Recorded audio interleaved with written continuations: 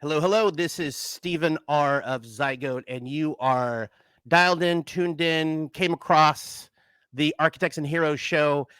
We are at show number 40, which, if I'm doing my math correctly, uh, roughly nets out to around 10 shows a year, which, it didn't feel like the pandemic was that long, but that's how everything got kicked off. And for show number 40, we have an incredibly talented and amazing guest who is someone I've followed for years and years. He was part of Psychic TV. He started uh, early electronics as Turning Shrines. He is the founder of Telepathic Records. He has collaborated with +H, with Richie Hawtin as Spawn. There's a million stories here, but I would like to introduce to you right now, Fred Giannelli. How are you, sir? Hey, how you doing? I'm great. First off, thank you so much for doing the show. I have been a big fan of yours for a very long time, and you have such an interesting trajectory as to your electronic music career and your music career in general. And for those that are in the vein of, I mean, I've got my Psychic TV cap here on. Yeah, that bootleg. And That's a bootleg. I don't know. It might. Well, It might, it if might you be. know, our drummer really wants one of those. He said he would actually wear one of those, but I, you know what? the bootlegs. I I don't know. think. Well, let me make one right now. I got the Okay, press right there here. you No, go. no. I got this. I got this at a record store here in LA that I think specializes in doing sort of these boots of this. But I'll let you know offline. I don't want any. No, no, Okay, no. cool. I, Yeah. I don't. I don't. I don't want any psychic copyright. I know the porridge girls are very litigious. Oh well. They learn Good to something know. from their dad.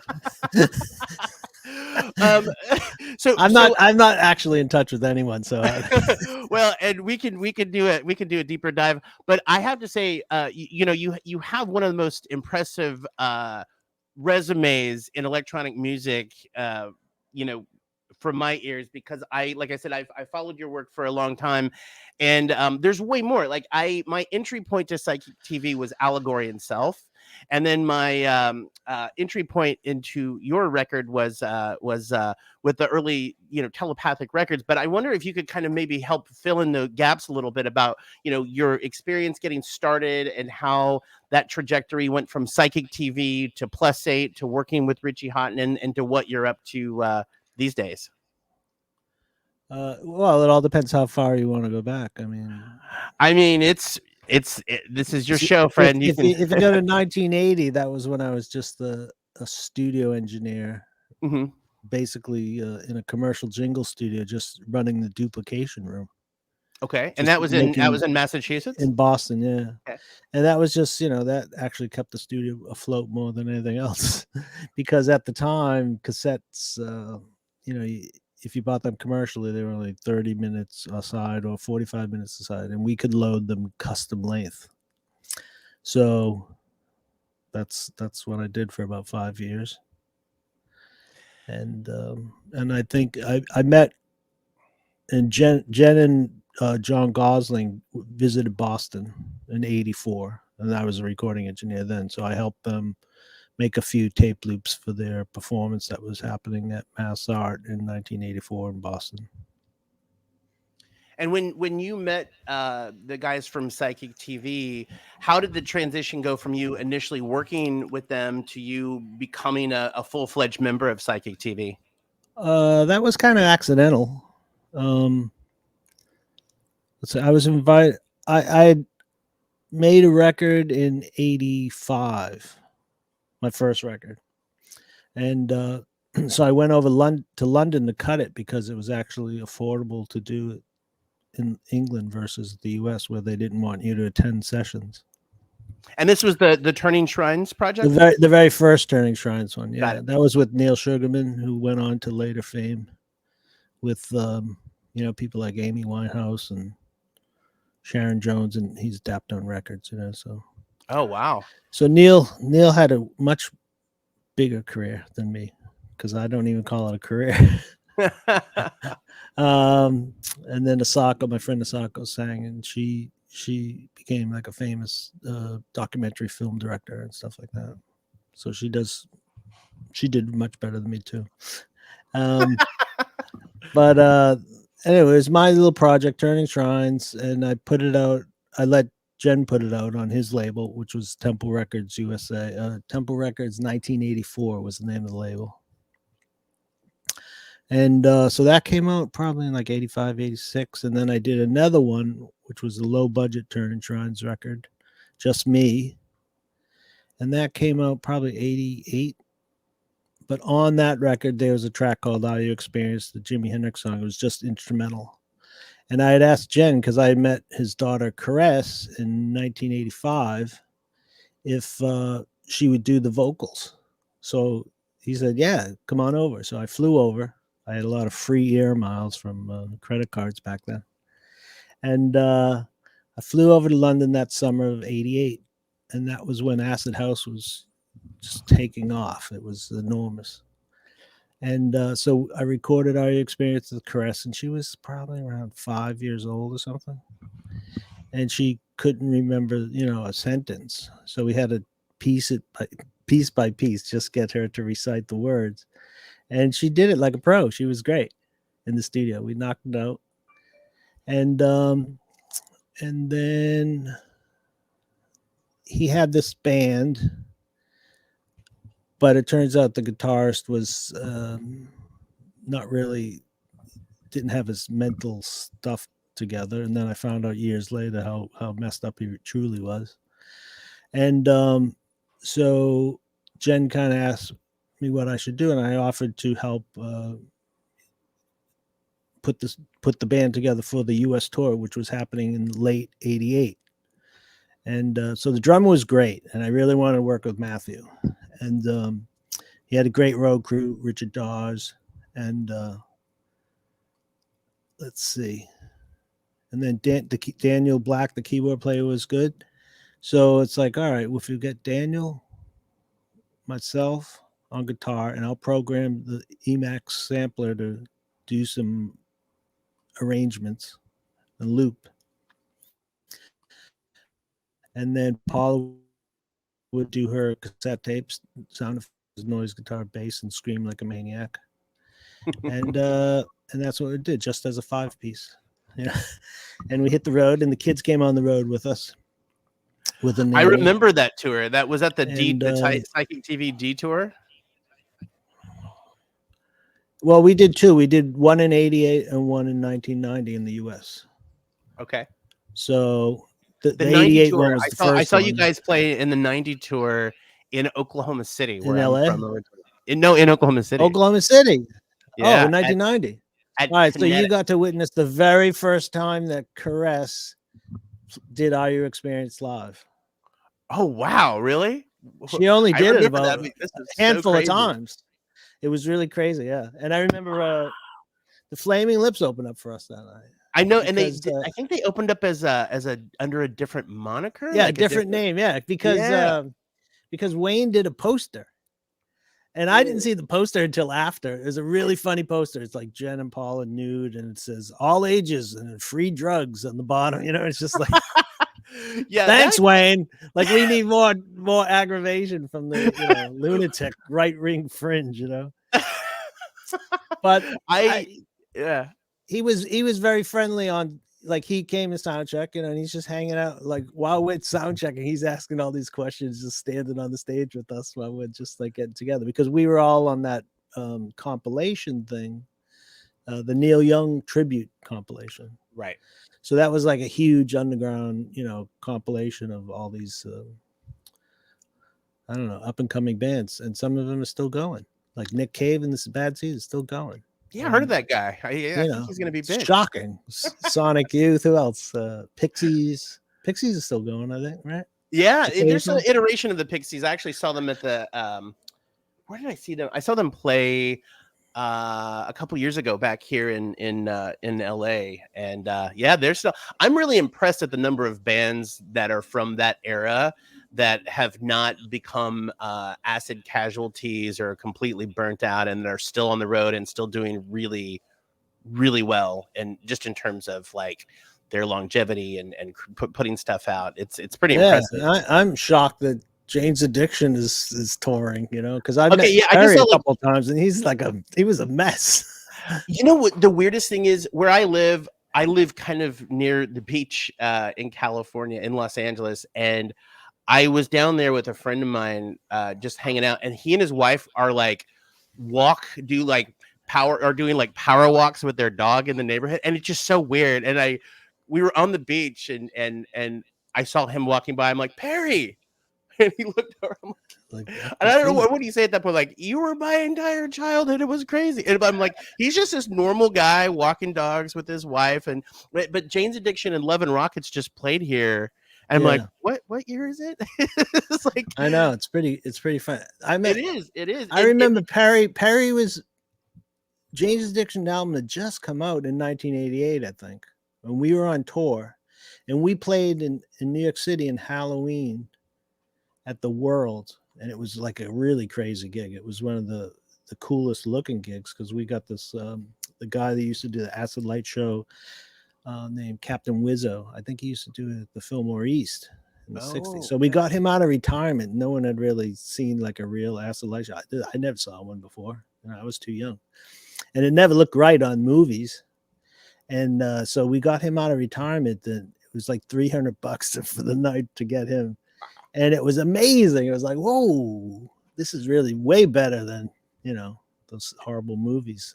I know. Really It's been, you seem to have been like at the tip of the spear for so many different things, I feel like. And I'm just curious, and I know from the time that I followed you on social media, you kind of pepper in just certain things and certain, vague references to your time with Psychic TV. But I'm curious, like, what was it like to be on the road with Psychic TV, to be in the band and kind of participating in that whole? Because obviously, there's a lot of mythology around Psychic TV. There's a lot of, there's a lot of mystery is such an overused words, but there's just a lot of like, oh, you guys have your own cult, and you have the weird transmission videos, and all of these sort of mythologized zines in the Temple of Psychic Youth, and all of these different things that sort of came into play. And I'm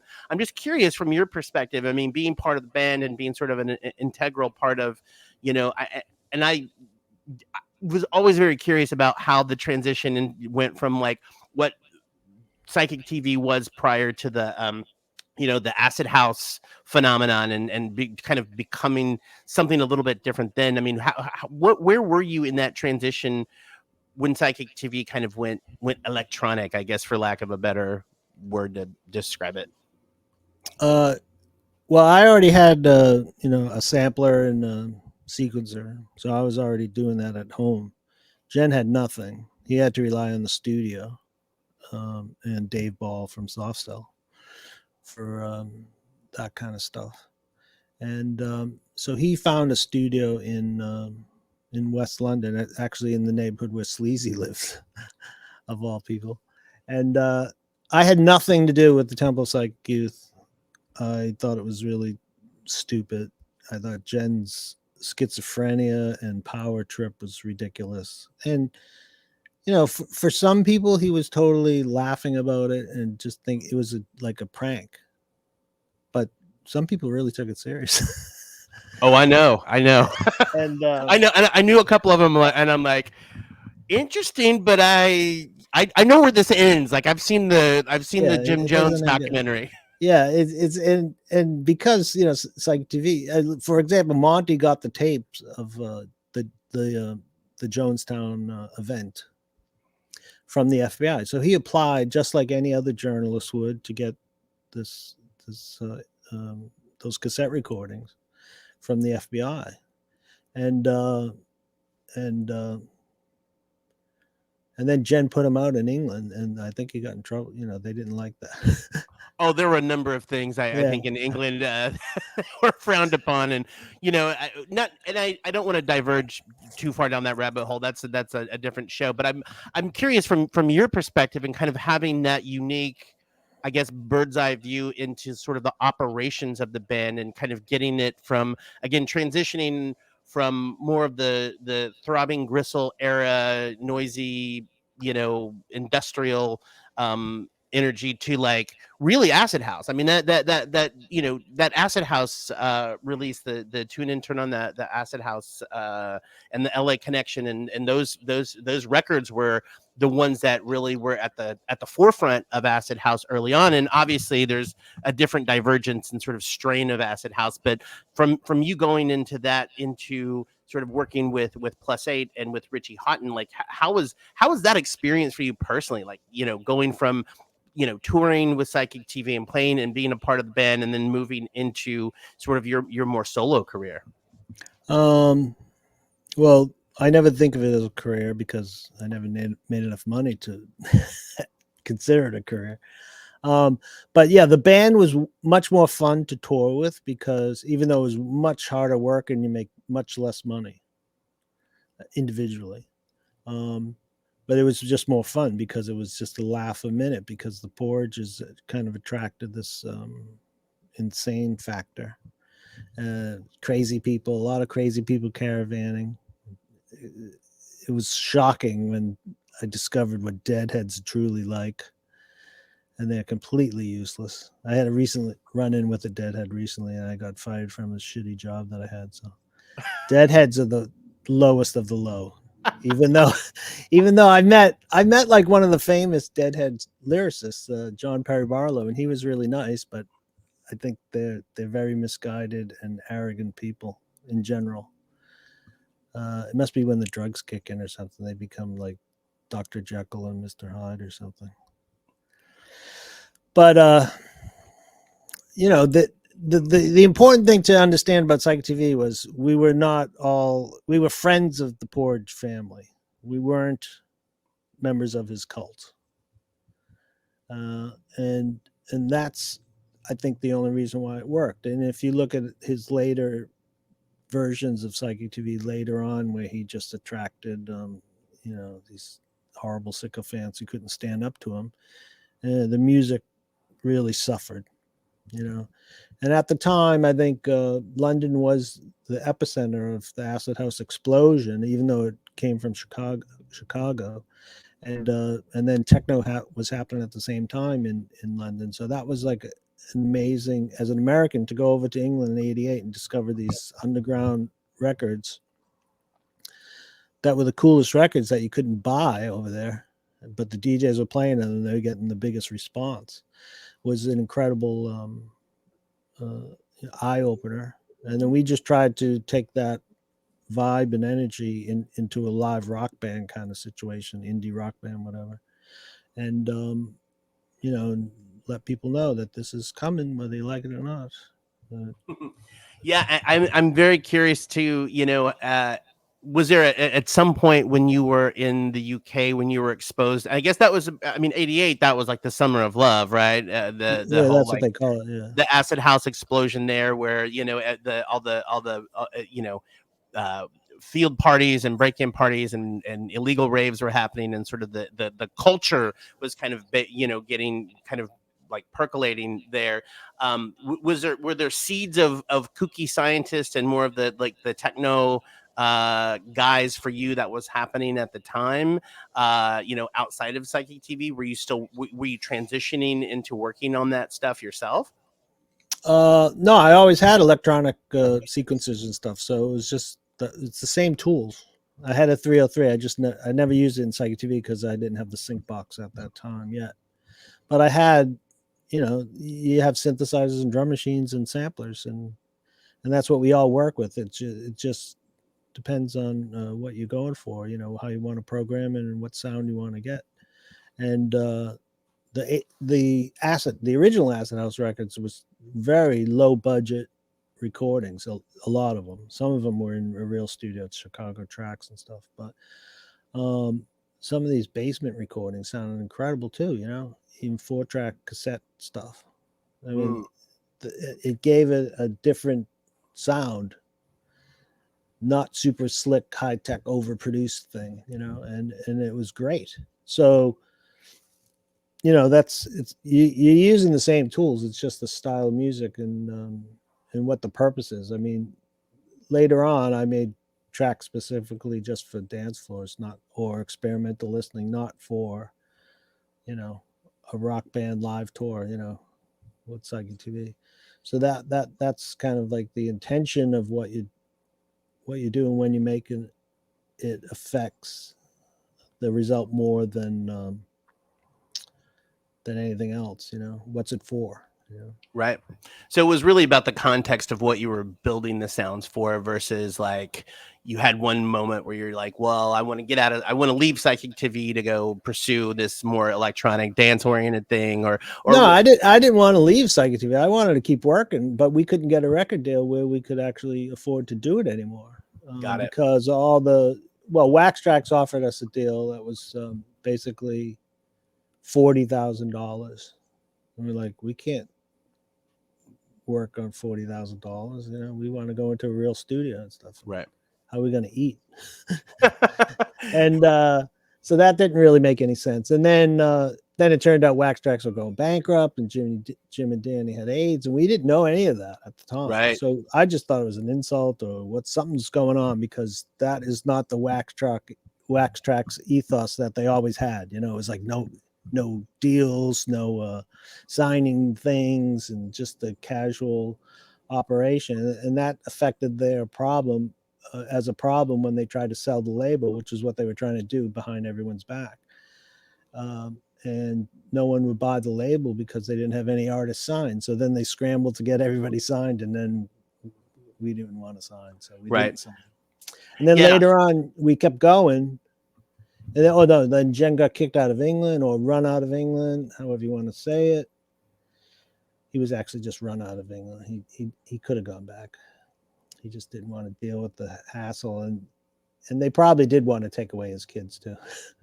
Oh, sure. Yeah. No, that's part of that was crazy part of that whole experience, I think, is to hear about if you read and research any of that, that was sort of an insane time for Genesis and that whole experience there leaving the UK and and again, not to go down that particular rabbit hole, but that's that must have been like interesting to look at it from your vantage point as somebody who's in the band and sort of having some of the repercussions of that too, right? Oh yeah, it destroyed us, and it was mainly right wing Christians who wanted to thought he was satanic. Mm-hmm. It was like, Oh yeah, what are people talking about? Yeah, I mean, tying it to the cult, I'm sure was interesting. From your time with Psychic TV, like what are was there anything that you experienced or anything that you had that was like, your big takeaway when you're like, okay, this chapter is closing. Like after, I guess the deal with the Wax Tracks was really not anything that you guys could take and kind of live off of or make a living. And a whole different side story on the Wax Tracks. Did you see the industrial accident? Yeah, I did. Movie? I did see it. Yeah. Yeah, that was an interest. That was more. I mean, as somebody who at the time when Wax Tracks was, at full tilt. I mean, that was like really pivotal for me because I was like, in high school, and I was really getting into those records, and like, and of course, like really digging, early Ministry and Front 242 and Cabaret Voltaire and sort of all of the pre acid house, pre techno, industrial music that was coming out at the time. Was super influential to me, and I think it's crazy that you guys almost had a deal with them, and I'm just curious, I'm just wonder like, well, if that would have come to fruition, what would that have been like? But behind the scenes, like you said, there was so much going on, but in that timeline, going from Psychic TV to your own independent work, like and I guess that was at the end where you guys couldn't continue on as a band, and making that transition, how did you go from being in Psychic TV to working with Richie Hawtin and +H. How was that experience for you? Well, the techno years were great when I had to move on, but at that time I was still doing both actually. When I met Richie and Dan Bell and John Aquaviva, that was probably 1991. I was still doing Psychic TV. Psychic TV was still in England, and then the Wax Tracks thing had fallen through. We were just licensing to them before then, so they had like a lot of the records on their label that were releasing, like the Infinite Beat, the album that I produced in 19 for that was released in 1990. They had put it out in the U.S. and then the main thing was we did demos for a major label, which was Herb Albert's label. He had sold A&M Records, and he was going to start this new label called Almo Sounds. And so I had been called into the office when I was in New York of Howard Thompson. He was at, I think, Elektra at the time. And he told me that he was going to, be taking a sabbatical, and in a year he was going to, be a head A&R guy at this new label. He couldn't tell me about it. And he wanted to sign Psychic TV. And I was like, okay, great. Let's talk to you in a year. And then it turned out to be Herb Albert's label, which would have been a proper budget deal. And he treats artists really well. Oh yeah, I heard an interview with Herb Albert here. One of the it was actually a local show, I think, on KCRW, I want to say, but where he was very, very artist centric, right? It wasn't the same kind of like, he wasn't like your typical, label owner at that period. Not at all, Very much. It really was like a music first thing for him, which I think is pretty astonishing if you consider how much power in the business that he had at the time, which is really crazy, to have somebody that's that. And I think that's like a bygone era. It's just, totally. I mean, the record industry is in shambles anyway. Anybody who's doing music now is just like, if you don't have the love for it now and you don't have a 360 deal with Live Nation, like you're basically like, you're not going anywhere. You're not going now. It's the treadmill. But it's like any other art form, right? I mean, I think of like, it's one of those things I think where if you're an artist and you don't create and you don't get that stuff out of you, bad things can happen, right? Like, I don't know, maybe that's the wrong way to put it, but like there's this compulsion to do the work. And, and it's, I didn't understand your connection to Psychic TV when I first listened to the Kooky Scientist records. I was just like, this is really amazing, banging, deep. Oh, you're breaking up. I can't hear you. Oh, can you hear me now? I'm losing you. Hello? I lost you there. Hello? Yeah, I lost you for a minute there. Can you hear me? Well, we can fix that in post. I can hear you. All right. So what were you saying again? I missed like the last. Where did I break off? You were saying you were complimenting me about something. Oh, well, so let me see. I'll go back to where I was talking about your connection, but the connection between Psychic TV and Kooky Scientist. So when I first, I didn't realize when I first heard Kooky Scientist that you had any connection to Psychic TV at the time, right? I just knew that Telepathic Records was just sort of I was very much label oriented, especially when I started doing a deep dive on like acid house and techno, and Detroit in particular, when I really started doing a deep dive into like Detroit techno, underground resistance, +H, sort of that generation of music that was coming out of Detroit and Chicago, etc. And but the energy, going back and listening to your Kooky Scientist records and listening to Psychic TV, especially like toward the Infinite Beat, and during the acid house era of Psychic TV, I was like, I can hear it now. I can hear, and I guess because you did produce it, and I'm the transition into +8 and sort of those techno years, that must have been really interesting as you were kind of transitioning. And you said you did Psychic TV and the Kooky Scientist stuff at the same time, but it Yeah. must have been a really interesting transition to kind of see it through the lens of what was happening in the States again too. Can you talk a little bit about your experience with +8 and then Telepathic and during the kind of deeper techno dance music era? Sure, yeah. Let's see. So I met Rich probably when he was 20, and he was living at home with his parents in Windsor, Canada. And like a few months after meeting him, Dan Bell told him to invite me out to the studio under the kitchen. He called it UTK. I love that. And he invited me out. And just before that, he had Joey Beltram out, and they did this cool track called Vortex. And it was just, Rich's equipment. He had a 909, John's 909, an 808, 303s, a couple of 303s, a mixing console, a cool Roland ProMars synth. I forget what kind of sampler he had. A Yamaha sequencer, and then I brought my 303s and my sampler and my Alias sequencers. And then we just threw all this gear together. Oh, he had a Pro One also, yeah. And we just plugged it all in and made tracks, and he paid me in advance. Wow, like Yeah. that's unheard of. Exactly.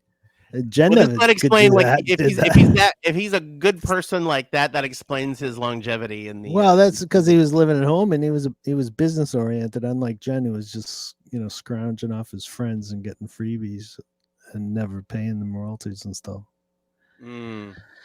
So, actually, Richard Norris, he was in the grid with Dave Ball. He was part of the Jack the Tab compilation. And it was actually on Richard's label. But Richard and Jen did that together with Dave Ball and Richard Evans, the engineer and stuff. And all the other members of Psychic TV floated in and out and all did tracks. And Richard just wrote a book, Strange Things Are Happening, that is out. And he has some funny comments about working with Jen also. And the business angle of like sharing and, royalties and stuff like that. Right. For example, Wax Trax licensed that stuff, Mm-hmm. the Jack the Tab album. Richard never got paid anything from Jen, not even Really? like a percent, a token fee. Wow. I would always have to contact Jen for the token fees. When I got inside info that he got paid to license it to somebody like, say, Invisible or something, I would just call Martin Atkins up and say, how much money did you give him? And then I'll, see how much he offers me, and then I'll realize, what a beef There's he always is. this fine line with the culture of and this isn't just electronic music by any stretch, but this punk rock DIY independent musicians where I feel like you're always kind of making this trade-off between the community that you're trying to build and the bills that need to be paid. Right, like I always felt like definitely like my involvement in the underground scene, whatever level, and I'm still kind of dipping in and out of it from time to time. I did an event with a few different folks here in LA a few years ago where we had Alan Oldham, T1000, Claude Young, and some really amazing talent, and I'm really glad we did it. But we did this, my piece of it was to come in and kind of produce a panel at the beginning. So we had everybody. There's Max Watts, new guy out of Detroit, Max Watts, and where we had this panel about the connection between Detroit and Los Angeles called LAXD, and it was great. It was great, but there's always there's always this sort of push and pull between like the economics of how you participate in that scene, and then the community that you build. And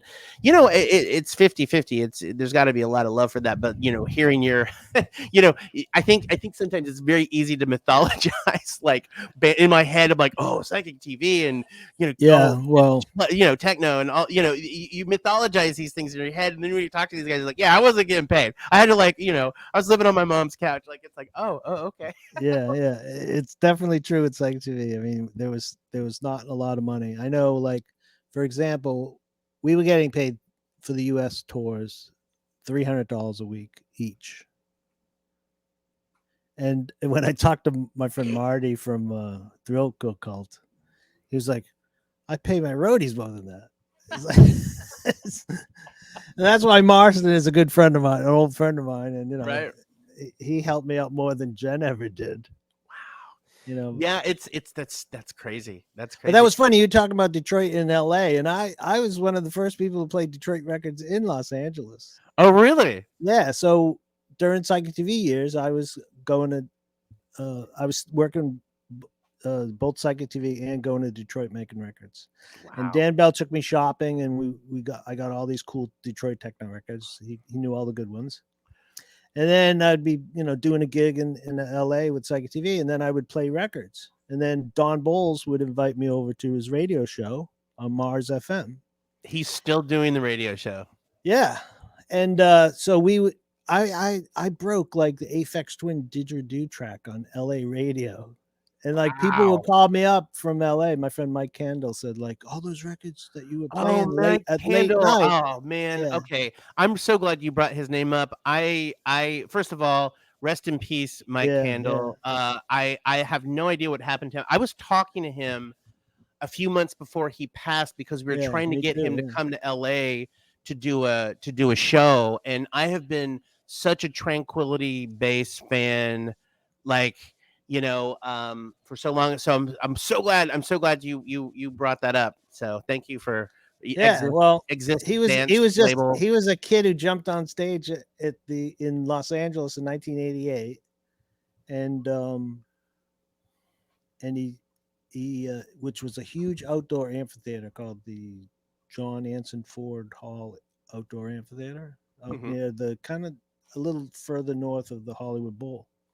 Yes, I know exactly where that is. It's not as big as the Hollywood Bowl, but it was a nice place. Oh yeah, no, it's a great venue actually. Yeah, the whole audience, which was not huge, all ended up on the stage. Awesome.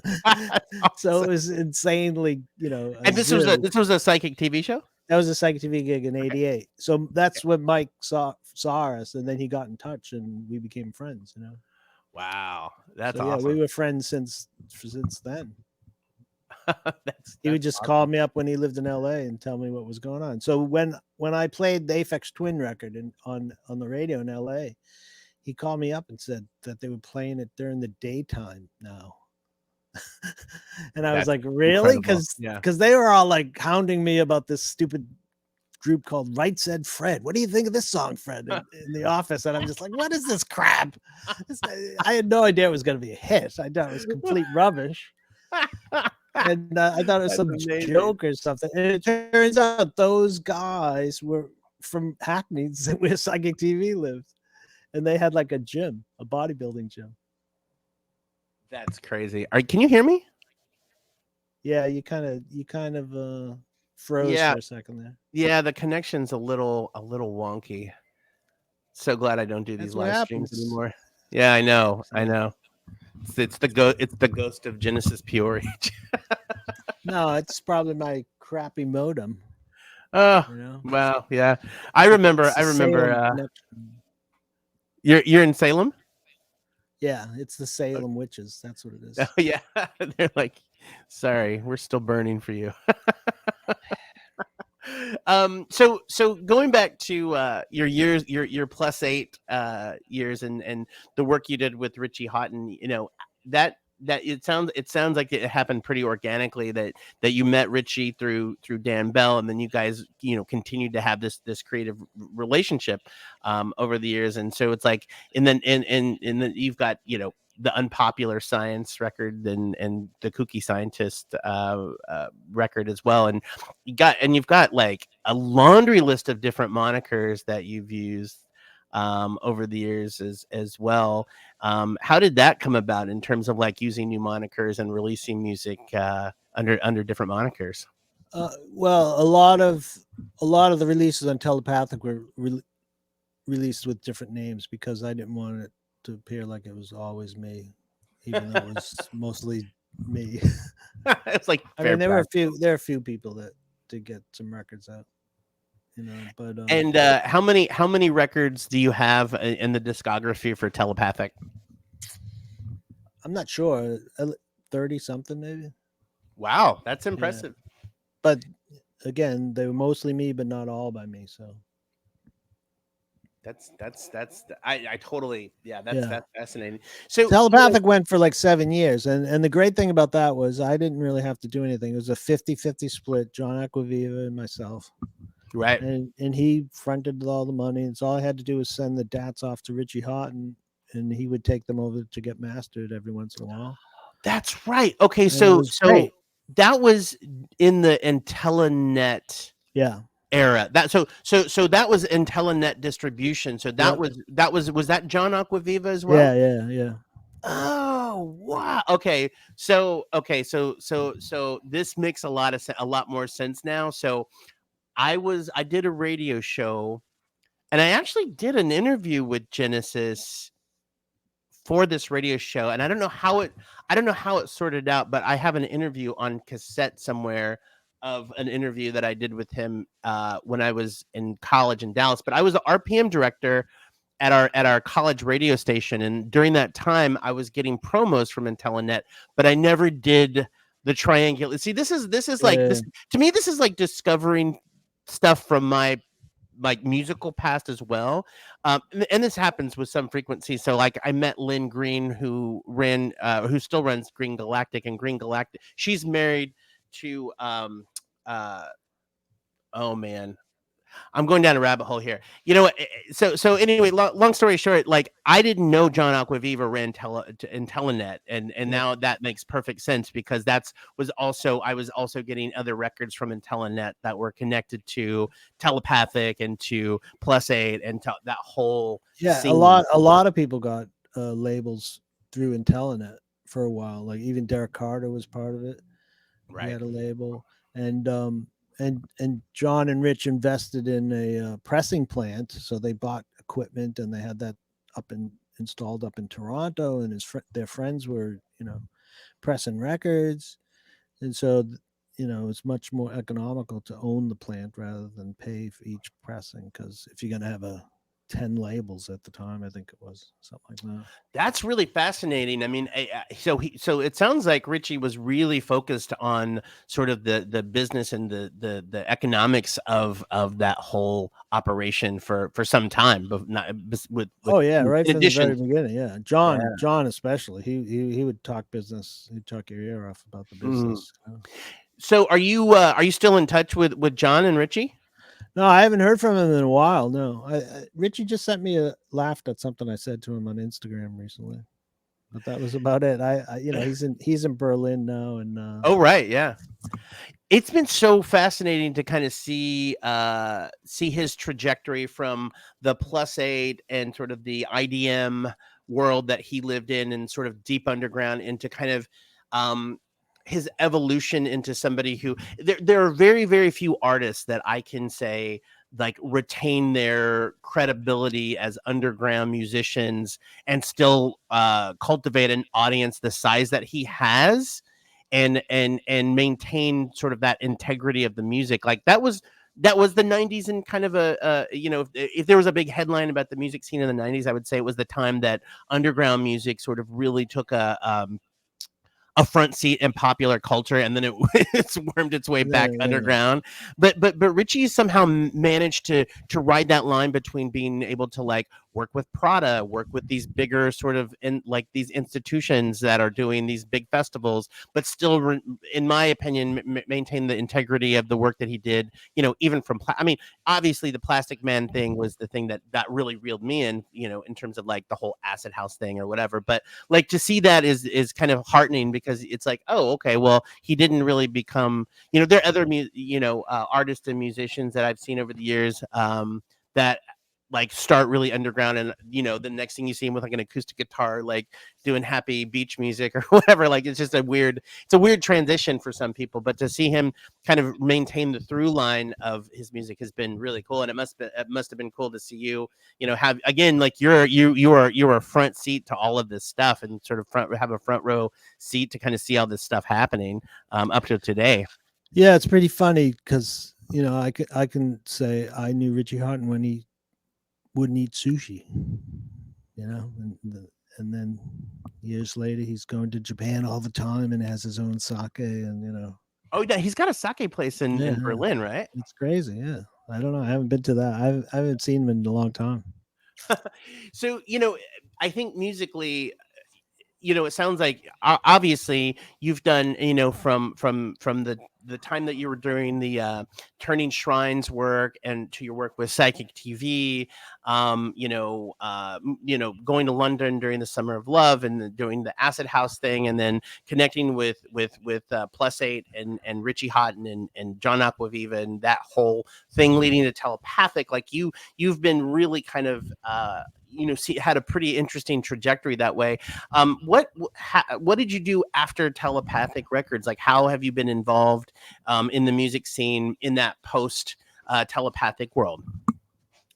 Well, things started to die out pretty quick because the problem with the underground electronic scene was it was you depended upon vinyl distributors, and when one of them goes bankrupt, then that sends the whole scene into a tailspin, and that kept happening until now there used to be a lot of 12-inch techno specialty shops, and now it's a handful probably, and mostly in Europe. So because we were American based, I think we just got totally decimated, and the scene died. I think a lot of the kids that were part of it stopped buying records and decided to have families instead of wasting their money on drugs, going to underground warehouse parties. I don't know. Yeah, and one of the things that is a through line with a lot of the artists that I speak with is that there's a connective tissue between whatever they're doing musically and some other art form, some other form of expression, and there's almost like a dialogue that happens with creatives that are doing different things. And I'm just curious, outside of music production, what are you working on these days? Not a heck of a lot. Just I recently dug out my old film cameras, and I'm going to start taking photos because I have this cool Rolleiflex camera, twin lens reflex that's kind of rare nowadays, and might as well start shooting it before they film completely disappears. It's Right. kind of making a little bit of a comeback now, so I never really It shot is. that camera much, and it's a mint condition one that everybody wants, so it's valuable. So I might as well That's use very it, cool. you know. Yeah, and on the photography front, do you have a collection of your work that's put together currently? Are you No, I actively? just do the snapshots. With the Rolleiflex, I'll probably actually try to do proper, very because it's expensive first of all, Yeah, and so you have to absolutely. do Yeah, a it good is. job. You don't want to waste money unnecessarily with There's somebody here who, and I'm trying to. Okay, hell, my brain is not working well this morning, but I'm trying to think. There's a guy who used to be a professional skateboarder, and then he was like an actor as well. Who was the main actor? Remember that show? My Name Is Earl. yeah, vaguely, yeah. I think it's Jason I don't know, something. He but used I to be a didn't watch professional much TV. skateboarder. Yeah, and I'm gonna let me look it up because now, now, now I've got it. Now talking about going down rabbit holes. Let's see. Hold on a second. Well, there was a French techno guy who became a famous film director. Oh, who's that?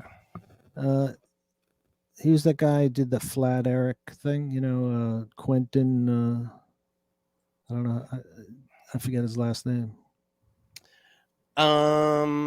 Jason Lee. Jason Lee. Sorry, Jason Lee is the guy I'm thinking of. So Jason So he Lee. did. What did he do? So he opened a camera store in Eagle Rock on the east side. So he's opened up an analog film base. So they do everything Yeah. there. So you can buy cameras, you can buy accessories, you can get your film processed. I think there Oh, too. that's good. Yeah. Yeah, and it's What really what's the name of it again? Eagle. uh Or do that's a you great know? question. Let's find out. Let's see. Because The I just name. found I have Super 8 footage that I had my friends shoot in Boston of Psychic TV in 1990. So I have these reels of Oh wow. really great looking black and white footage that I want to transfer. And I recently got the sound audio mix. So someone bootlegged it or recorded it that night without Oh, that would telling be us. great. Someone found that and sent that to me. So I have like a really cool film that I can put together of that show, bits of that show. And Caress did Are You Experienced? That was like one of the last times. I think Philly was the very last time she did it. Yeah, I imagine that you would have enough footage to come up with something really interesting. It's only 3 or 4 rolls. It's only like 15 minutes of film, so it's not a lot. Well, for But the attention span people have these days, that's I think that that's might be good. enough. Yeah. I feel like I'm trudging the only long form hour long interview show for about No, like no, no. everything else is like 30 I've seconds of done like, like 2-hour interviews with crazy right wing Christian conspiracy theorists. oh, that is footage I would love to see Well, personally. I'll send you the links to those. That Oh, guy's dude, yes, crazy. please do, please do. I want to when I put this online, I'll actually put it on with links and to your discography and to anything you want to share. The place is called Eagle Rock Camera and Goods. By the way, so the one Yeah, that's here it's in LA. become like a huge hipster fad now. I think Oh, since cassette tapes and yeah, well, cassette tapes. typewriters and which is funny because it's like I still collect vinyl. Although I did sell off a big chunk of my record collection not too long ago, which kind of hurt, but also was like I need to size. I'm trying to pare down right now because my well, long story. My mom moved in with me. She had some health issues, but I've been trying to pare down, so I just sold a bunch. But there's something about the analog process. Like I paint and I collect records, but I work primarily in the digital space as a designer. Or I did for years. I'm kind of transitioning out of that right now. But to me, there's something about like the tactical media that's just so important. Like I don't have the same experience buying a record online or when I'm downloading stuff from Beatport to do a gig or whatever. Like it's just not the same experience when you can have the physical record and Yeah, look at the yeah. artwork, and it's just such a more important part of it. But are you on a different note, are you working on music now these days? What are you doing musically? Well, I recently set up my studio, and it it's like I never really made the transition to integrate a computer. Like once I went laptop, I think laptop really changed things a lot for me anyway, because samplers were dying and then became obsolete, and you had to get a laptop. And then Ableton Live became the software that I could use to do what I used to do, and not have to lug so much heavy equipment. And so I think the integration of a laptop in the studio, I never really used it with my analog gear, but now I have it all together and stuff. So I'm starting to hook things up again. Some with So we might wires. hear some new Kooky No, Scientist I don't know material, about that. I don't know. or is that There's is no that way in to your rearview release it. mirror? Yeah. There's no way to release it, really. I mean, what are you gonna do? Just give it Well, away? there's always the digital path, Yeah, I but mean, I will never. I think people who put things out digitally and then sell the high resolution files, it's like that's crazy. That's that's a mastering quality, and you're just giving it away for a buck.